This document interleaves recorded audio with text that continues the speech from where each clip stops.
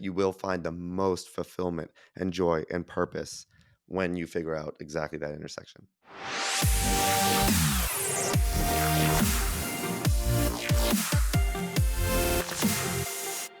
Ladies and gentlemen, welcome back to another fabulous episode of the Healthcare Trailblazers podcast. I'm very excited to be sitting here today with a doctor, a hematologist, and a social media personality. Doctor's got a podcast, been on a bunch of media outlets, and I've been seeing you on my LinkedIn feed for a while, putting out fantastic content, and I just had to get you on the Healthcare Trailblazers podcast to have a chat. So, Doc, thank you so mumuch for joining us today.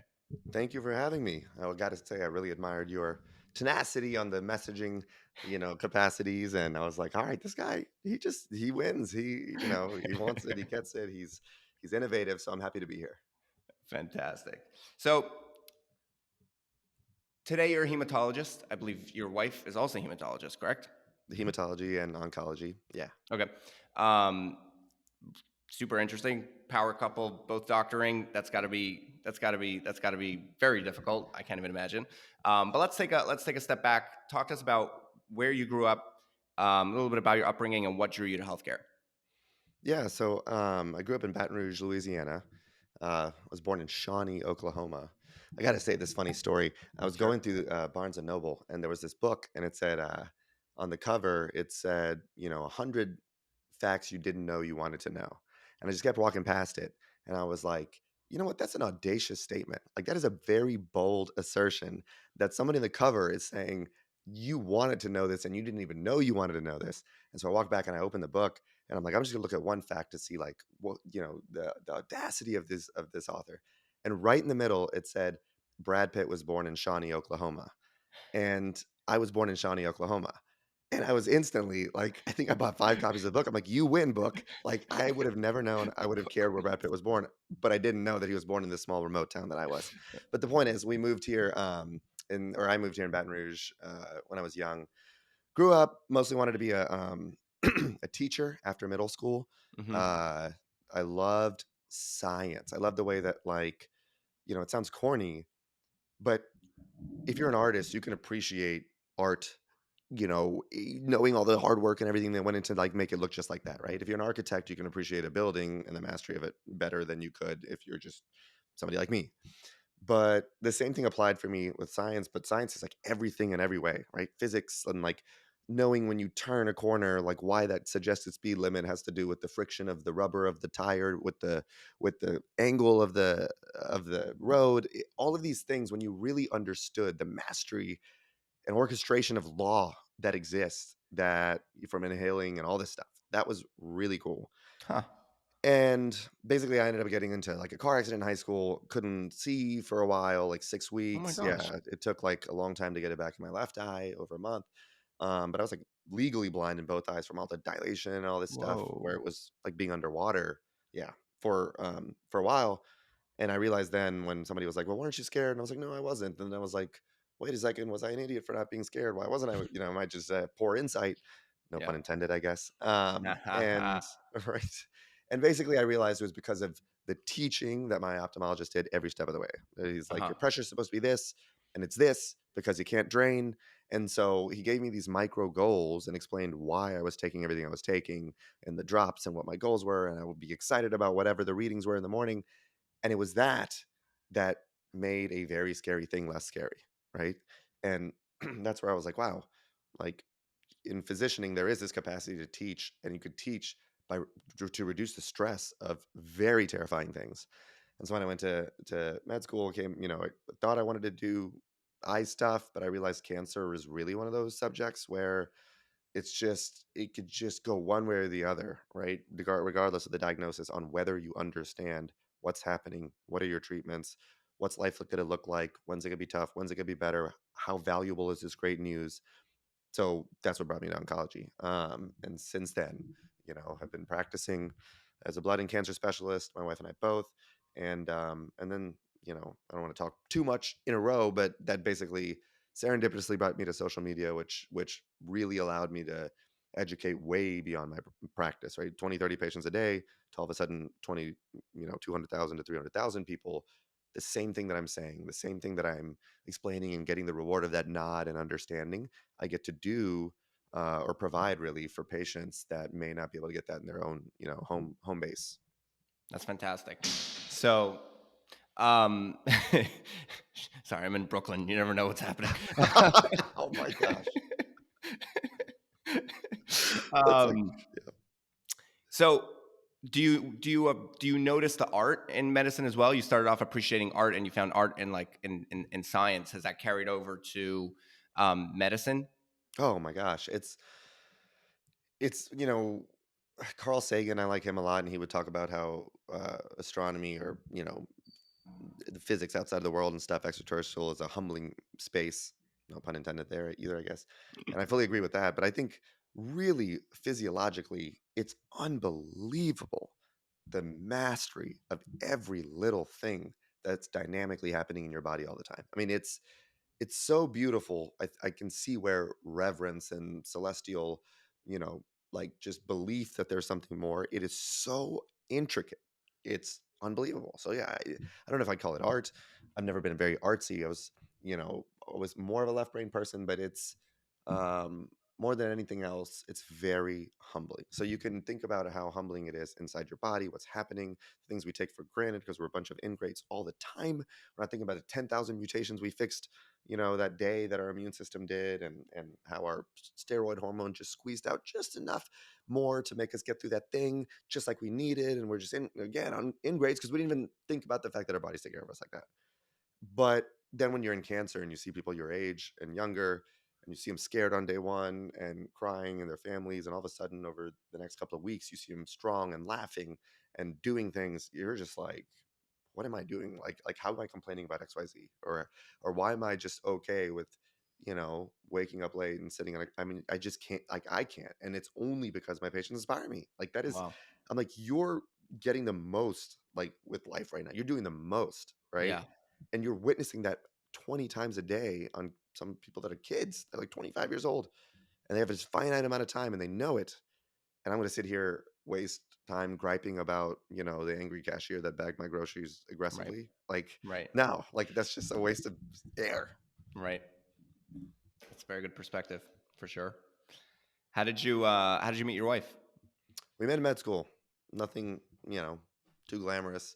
Well, I guess that's a relative word, but yeah, we met there. She really took honestly care of me. I was one of those people that, and I say this like very like realizing the fortune or the world willing you to do something when they equipped you with with an ability.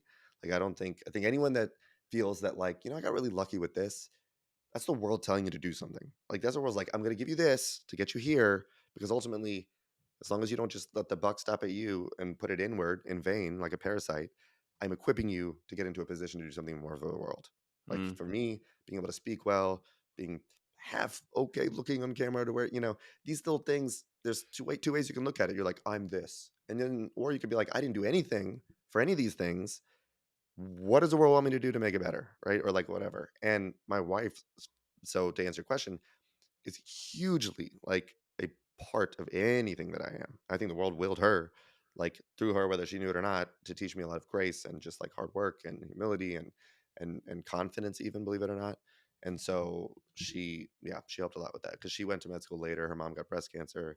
She had done all kinds of weird stuff, forensics lab and all this stuff. And then when the mom, for the same reason, had a very unclear course, each step seemed like worse news. It was inconsistent, so she applied to med school and then wanted to help people go through the process as well with good education because like doctor means teacher, right, in Latin as the root word. So there's just so much of that that's really being lost, unfortunately, with the healthcare system in this country because the it teaching aspect. yeah, you can't. I mean, there's no time. You can't code for it. You can't bill for it. It's not part of your full time like schedule as a physician.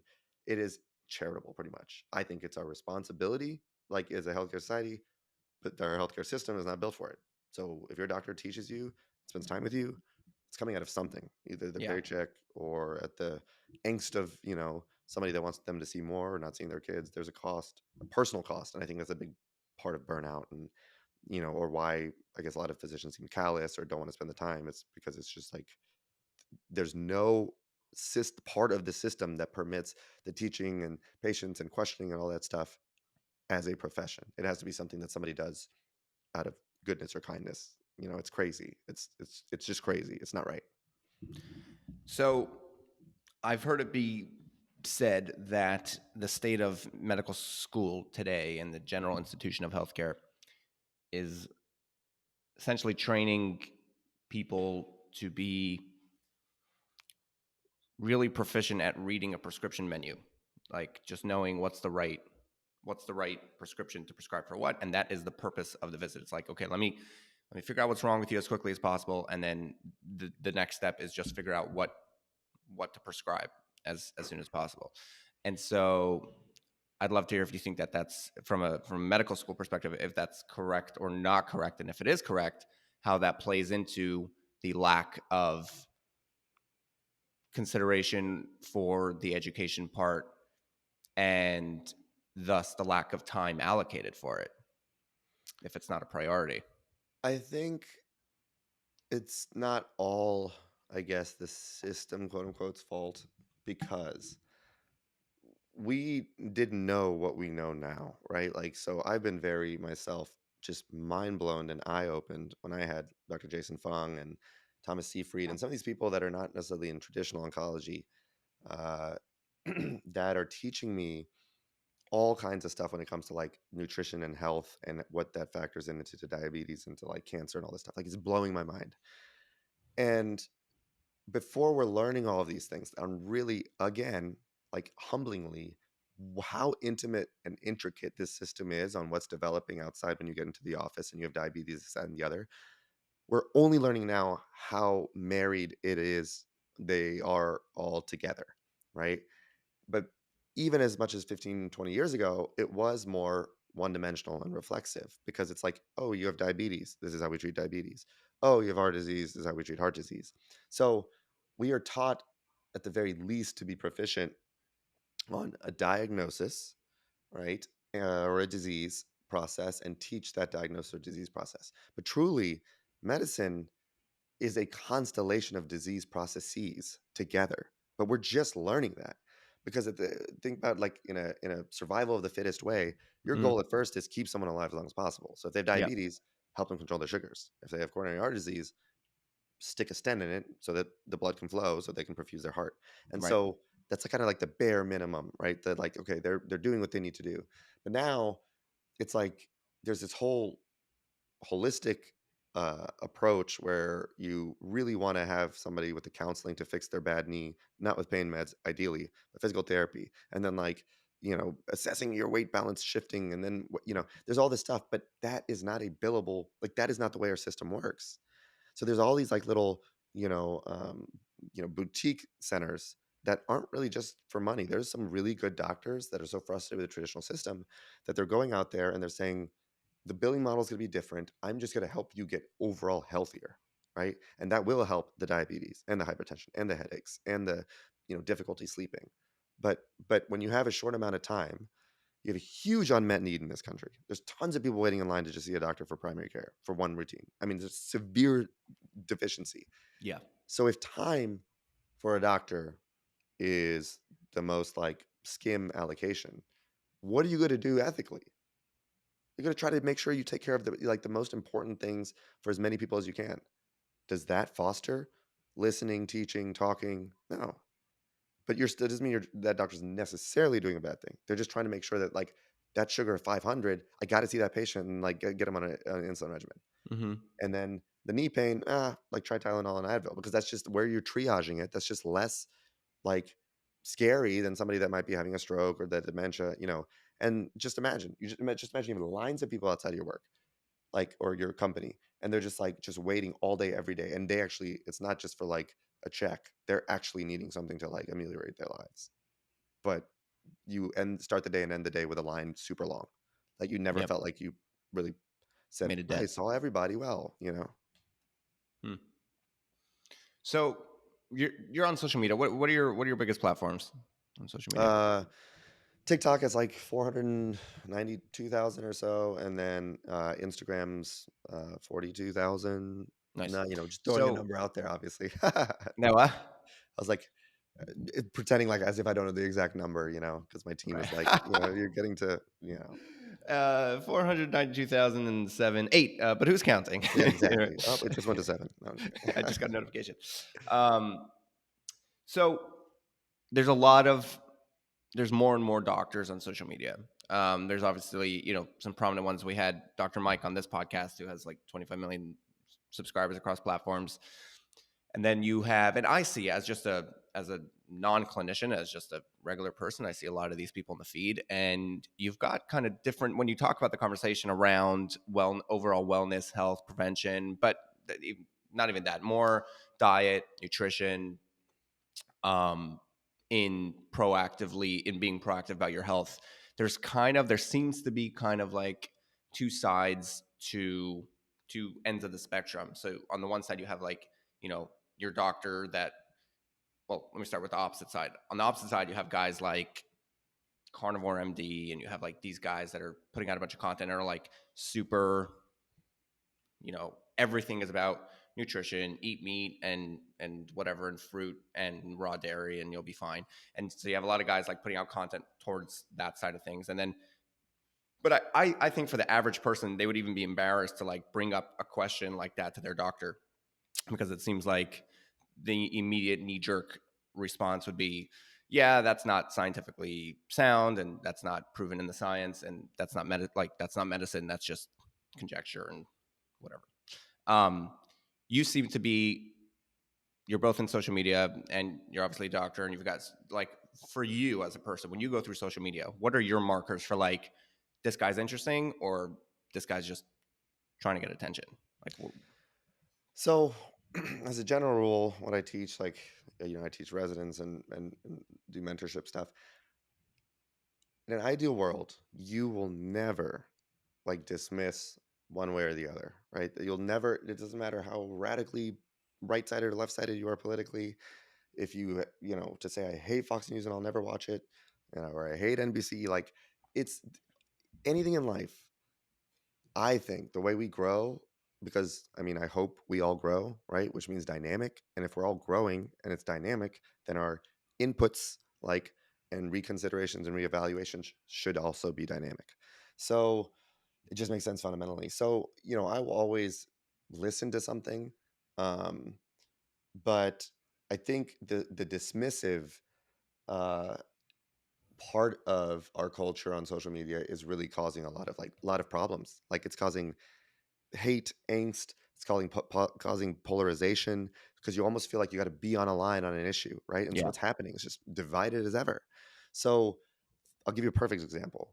I used to like I've posted content where, and there are a lot of really good academic doctors that did the same thing, where it's like when people say sugar, feeds cancer, and it was just kind of very blasting of that, right? I was never that blasting, but I just didn't appreciate what was underneath that statement. And so I was like, if I'm gonna assert like, oh, that's hodgepodge or baloney, just because I'm like, it's not a part of my traditional practice or the criteria in the country or the world for that matter. It's not built into treating cancer yet. But I was like, I'm just gonna get a bunch of guests that like would tell us that are very respected, right? They have 300, plus publications and all this stuff. And then I get that statement.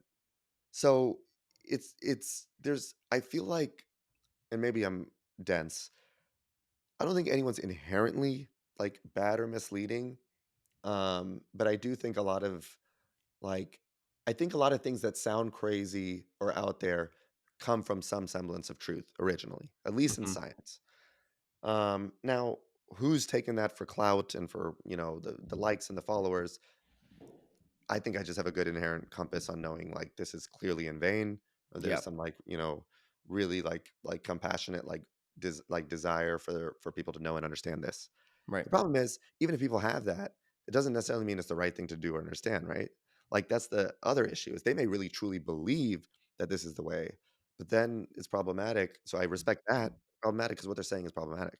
Yeah. So, but that's not my job to police it. I think what if I could represent one thing, it's to basically encourage consideration of all. Like, Yeah. if I had one tattoo, with words on it, just like consider everything. Like, because then you become this file cabinet of like, I heard this then I heard this on the radical side, and then you start digging, deeper, and Right. that's just the way to do it, and I think we Use suffer. your Scott Adams BS filter, and Yeah, um, but consider, but where did this BS come from? What did the animal yeah, look like? yeah, Like, is it yeah. cow, BS? Is it cow shit? Is it dog shit? Like, what Right, is it? And then you could still start getting somewhere, right, right. No, that's a very good point. Um, yeah, and consider everything. I think to your point, that's actually one of my red flags, so to speak. Like one of the lenses that I use, or one of the kind of measuring sticks when it comes to content, is actually when people are espousing the opposite of what you just said. So like when a guy is saying my way is the way, and like this is it, like Yeah. this diet is it, this is the only way humans need to eat. Whenever I see that, I'm like, red flag. Okay, take that Yes, with a grain or of like salt. everyone else is doing it wrong, or all of The that is whole world is clickbait wrong. Yeah, stuff. Yeah, that's clickbait viral stuff. Like, if yeah, anyone is asserting everyone's doing it wrong, everyone thinks that da da da, like, radical statements in general should at least put a strong buffer of wariness on, yeah, if you're listening to this, like, just be wary, like, yeah, because the most educated will never make radical statements, right? I've learned that, and continuing to learn that. That's why, because it's the humility and reverence of that crazy celestial orchestration and stuff in the world. If you even start to remotely understand that with wisdom, you realize it's very bold to have just a radical statement. A radical statement is the same kind of prescribing thing that you mentioned before. It's like, is it wrong to just reflexively give insulin for diabetes, or just like basically be a prescription sinker? Like, oh, you have this, so you have this. Like, is it wrong? Like, no, but is it ideal? No. So the people that are doing that, they're being that person, and then there's depth there, and things are more complicated, and yeah, therefore you get it. yeah. So your journey started off with yourself being an accident, and retroactively, or in retrospect, realizing that a large part of your healing process being a positive one was the education that your doctor provided, and that seems to have inspired you to bring education to patients. Today you are putting out a bunch of content, you're publishing a bunch of papers, you're flying out to places, you're giving talks to doctors. um, how did that come about? Where did you go from kid realizing education is important to where you are today from a media perspective? I mean, there's not a day I wake up where I'm just like, should I be like, who am I, right? Like, who am I to even, like, assert, an opinion or whatever. So I try to be very fact based. I try to, at the end of the day, and I mean this with like true honesty, like, there's not anything about me when I'm like speaking on that stage or whatever that's like me, right? It's really just a file cabinet of incredible people and experiences and conversations. So, to that concept I said earlier about you're a parasite if you like let serendipity and good things like come to you, and just then just blow yourself up, or think about, aha, I got this. Like, you have to consider why did these series of events fall into me. And so, why did I get all that follower base that led to me being able to talk to really amazing guests and people like you, even, like, why, like, why, how did I get the insights of these exceptional people and unique people in the world?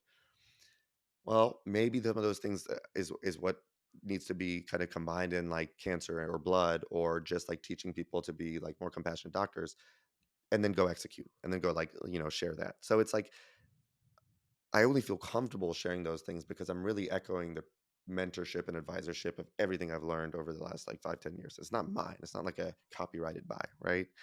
And if I can help streamline that process of what maybe took me 5, 10, 15 years, and I can give it to you in an hour, like, just kind of hold your hand and say, avoid that, this, because I learned that, and these other people learned that, and they told me that. And like, that's how the world gets better.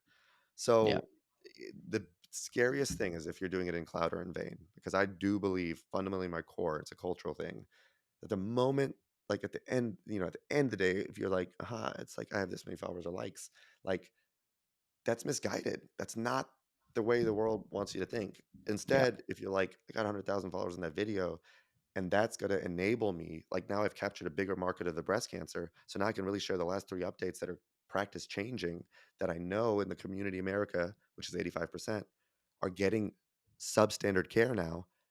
I'm excited tomorrow to film so that I can get this out there to more community, patients that are going to go to their doctors, be like, bro, I'm supposed to be tested for this. You haven't tested it, or I'm supposed to get this first. And then the doctor just got educated, and now they're changing their practice for all the other patients in remote Right. wherever, right? Right. That is the humbling part of like being Right. on social media and teaching and stuff. Like it's Right. not like there ain't a number that's more powerful than that video that enabled you to change the lives immediately of hundreds and thousands of people having their mother around longer or their dad around longer or their spouse Yeah. because of a social media video.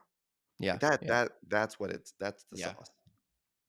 Yeah. No, 100%. And I mean, besides for just the moral and ethical importance behind what you're saying, I think it's also, I don't think the self-centered model is sustainable. Like, I don't think it's at the, in the end, if you go down the self-centered route, you just end up being consumed by self, and you Yeah. have to be, you You have have to to be have part of fulfillment. something that's bigger. Yeah. In Yeah. order to, Fulfillment doesn't come I don't think with like personal success because at yeah. the end of the day, you spend your whole life being fulfilled and then you died and the thing that brought you fulfillment was stuff for yourself. Then what the heck did you do in this world? Like you were just the most irrelevant person then at the end of the day Right.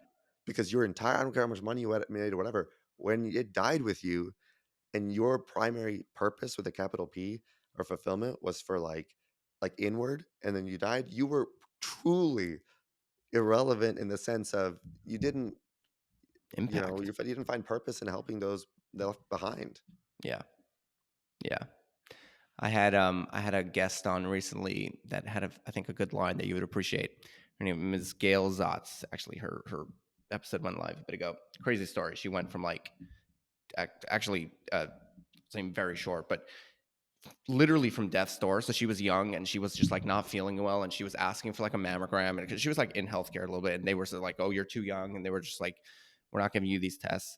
And so she ended up literally like one time, like just shutting down slowly, slowly, slowly. Everything was shutting down, and then she ended up in the hospital for like some tests. And they went to discharge her and told her where they're sending her, and they were essentially they were sending her to hospice. And she's like 40 years old, and she's like, "Are you sending me to hospice?" And they're like, "Yeah," and she's like, "No."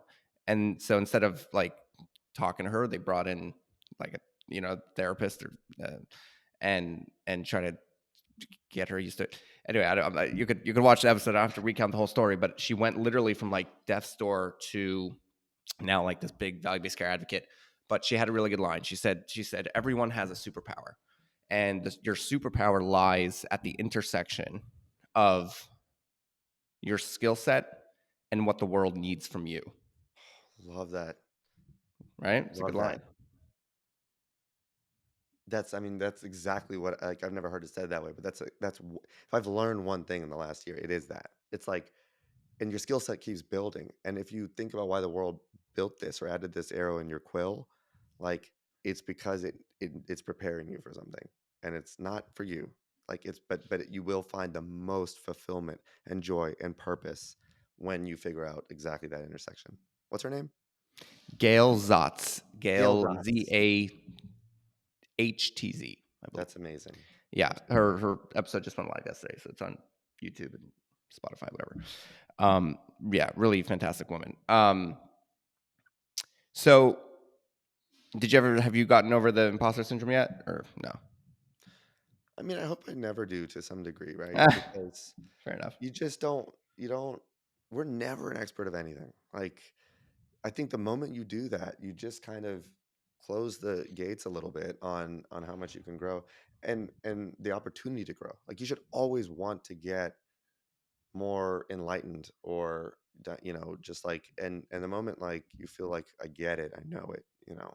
I don't know. I mean, I'm not saying that in a corny way. Like I really No, no, that's definitely the upside to it, but the downside is, um, you, you can't second guess the value that you can give to the world, because I think once you step into those shoes of understanding that you've been given talent and you've been given gifts that and it becomes like your responsibility to share with the world, yes, and if you're yeah. constantly second guessing yourself and you're like, am I Yeah. actually as interesting as my fellow panelists, then you don't allow yourself to No, yeah, that's actually. prohibitive. Yeah, no. I don't ever let it get to that. I think it's like it's health. It's basically feeling feeling and having responsibility, but with sometimes uncomfortably. Like that's the key. Like, you know, I think if you you heard me speak on stage, you'd never know that I felt that way. He's like, he's just, whatever. But I think it's always, it's the whole thing. The biggest thing we're saying at the very top is balance in life. Like nothing should be perfect happiness, perfect like um confidence. Like it should, that's you're tipped, right? That's the whole purpose of like the infinity sign and yin and yang and like and the evil eye. It's like you just I know we're short on time. I got to give you an example of something I used with somebody yesterday. Sure. We're at this event in Chicago for my company, Medfluencers, and we had a bunch of people that are kind of similar minded on and known pretty well on social media. And somebody in a late conversation asked me, um, "You seem like you're almost like restless, like you're tenacious to go like grab something. What is that you're searching for, looking for?" And I'm like, "It's not. I'm not searching for something or looking for something. I'm I just want to always be searching fervently." And I use the example of Disney World. And I'm like, imagine you going to Disney World, and that's because like I still have a needle in my side, an arrow trying to take out the financial hemorrhaging of taking my family over there. So it's still in my mind. But I'm like, imagine you go to Disney World and somebody says you have somewhere from when you get in an hour to the whole day, 12 hours, to experience everything like in there with no lines. Like there's nobody there, right? So you don't know how much time you have. You just know that there's no lines and you can just go ride and experience everything. There are two kinds of people in the world. There's ones that say, I don't know how long I have. And you find a ride, the first ride that you like, and you're like, I know I enjoy this. So I'm going to continue to ride it because then I might just waste time in the bell whistles when there's other things that I wouldn't have enjoyed as much. And then the other side is, and this is who I am, I'm like, even if I enjoy something, I want to go ride and experience everything so that I can learn what I don't like, what I didn't enjoy, what brought me fear, what was disappointing, what was really awesome. Like, and I don't know which answer is right. I really don't. Like, I think there's people be jealous of the people that can like, be the happiness and not need anymore. Maybe I'm too young of a soul, but to me, that's experience. Experience is hurting, being sad, being happy, being challenged, being disappointed. Because then when you find something that does feel right, it's so much sweeter, right? How would you know how sweet it is unless you've tasted bitter? Yep. And it sounds corny, but it's I would love everyone to think about that. Which one am I? Am I Yeah. good on that happy ride, or do I really want to know if this is my happiest ride? The flip side Right. is there could be even happier. Right. But I don't Right. like the incentivizing of, oh, you'll find more happiness. I don't think that should be the incentive we use. You don't know how good or happy you be. Instead, just say like, it's a nice litmus test to even know how happy you are currently, Yeah. Yeah. or Yeah. Yeah. there's something more that Super should be happening. important. Yeah. And that mindset also allows you to detach to a certain extent from whatever painful experience the person might be going through and almost look at it from like a bird's eye view, understanding that it's part of a larger picture. And like you said, you don't have happiness without sadness. You don't have pleasure without pain. You need benchmarks in life, but it's even more than that. I think it's even more powerful than that, and it's deeper than that. Like these are the like the hard experiences are the formation of you. I mean, it life is a kiln, and if You you learn never pass yourself, through that kiln, you don't become interesting. You know what I right? mean? And so it's not even because like one level is like, okay, this bad thing is happening to me, but it's a means to an end because this bad thing is going to allow me to appreciate a good thing, right? But then Exactly. there's a deeper level where it's like, no, this bad thing is the good thing to a certain Yes, extent because this bad thing is forming me. Like you there's nailed it. there's yeah, there's like certain hard things that you go through in life, and like I have this with myself personally. Like sometimes I'm going through a hard thing, and on the one hand, I'm like, I wish I could pay someone to just like do this hard thing for me, right? But then but I much stronger than that reaction is like, this is so important for me. Like I need to be here because if I don't go through this, I don't I don't grow, you know? Bro, let me give you one further. Think about the mountains it took for you to even have that hard thing you're talking about in front of you to be able to have to do. Yep. Think about yourself 5 years ago or 6 years ago when you were, I don't know, 12, and then ask yourself, how excited would I be if this was on my to-do list with the way my world was today? That's where the iceberg like is like seems like it's hard to track, but when you realize what even allowed that thing to need to be done and the Yeah. constellation of events and the hard work it took, suddenly you're just like for anything in practice, it took 14 years to be an oncologist. I tell my wife that, sometimes she gets very emotionally like wrapped with her patients and empathetic, and it's hard. And I'm like, but think about going in, like, what do you remember those years of med school, of like residency, of boards, Right. of fellowship? And then Right. you're like, then all of a sudden you're thankful for that challenging day and those challenging decisions, because you're like, dude, it took a lot to even be faced with this challenge or decision. No, that's yeah, that's absolutely true. And us as humans, we're so good at forgetting that. We're Yeah. so good at forgetting that, like you said, 5 years ago, you would have given the world to be in that tough situation. Yeah. That context of a problem. Yeah, I mean, even if you lose, someone's like, someone you love, you're like, you get to love, you get to experience pain because you found somebody in your life you love enough to like hurt. And I'm yeah, not saying yeah. that I'm not belittling it, but it's like people don't experience love their whole lives. Like even in a friendship capacity or family, they don't even have family to love. That they don't know what that feels like. Right. At the end of the day, in this finite time that you had, you got to experience pain because you love that hard.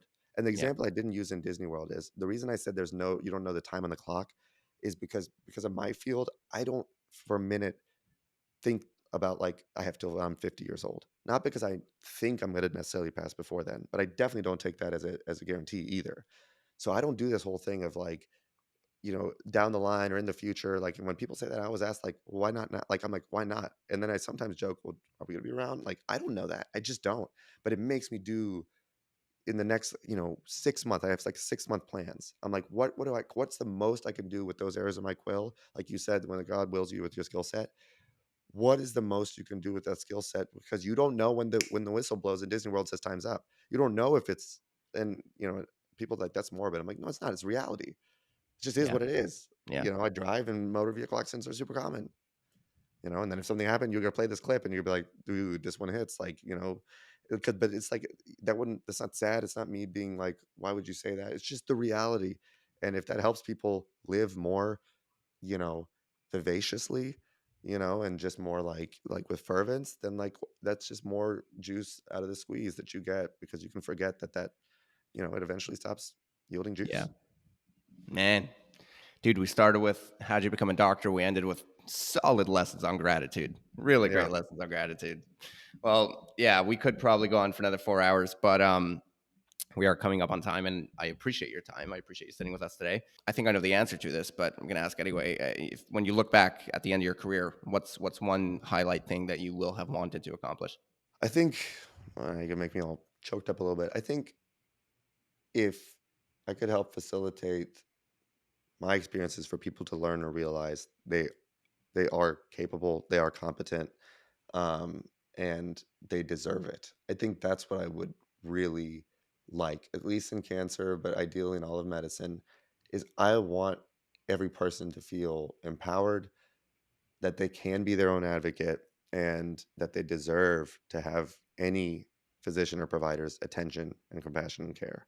Because I think another problem we have in this world is, and it's not anyone's fault, is sometimes that feeling of self-value and importance becomes smaller because of the rigmarole. But every person, and I do this content, and I reply TMs when I can about like these things because you are important. Every single person applies like deserves to be replied to. So I don't know, but ultimately, if you're not talking professionally, I just want to be the best father to my kids, and I hope my wife and feels fulfillment for all the hard work she's put in, we put in together. Like I do have that family role as I think the primary driver of trying to keep myself clean, hearty, humble, because yeah, I'm nothing without like my family and my kid. It's just that's a whole nother experience that we could have another podcast about. Yeah, amazing, Sanjay. Thank you so much for sitting with us today. This was a good one.